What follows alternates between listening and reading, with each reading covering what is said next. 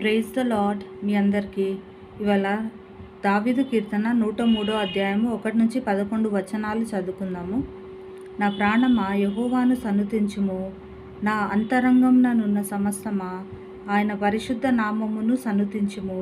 నా ప్రాణమా యెహోవాను సన్నుతించుము, ఆయన చేసిన ఉపకారములలో దేనిని మరువకుము. ఆయన నీ దోషములన్నిటినీ క్షమించువాడు, నీ సంకటములన్నిటినీ కుదుర్చువాడు. సమాధిలో నుండి నీ ప్రాణమును విమోచించుచున్నాడు. కరుణా కటాక్షములను నీకు కిరీటంగా ఉంచుచున్నాడు.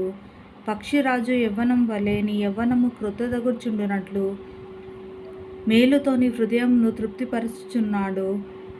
యెహోవా నీతి క్రియలను జరిగించుచు బాధింపబడు వారికందరికీ న్యాయము తీర్చును.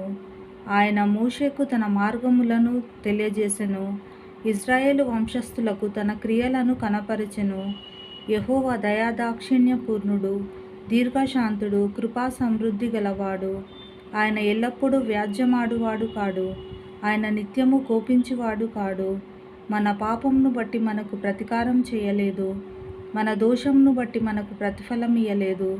భూమి కంటే ఆకాశము ఎంత ఉన్నతముగా ఉన్నదో, ఆయన యందు భయభక్తులు గల వారి ఎడల ఆయన కృప అంత అధికంగానున్నది. ఆమేన్.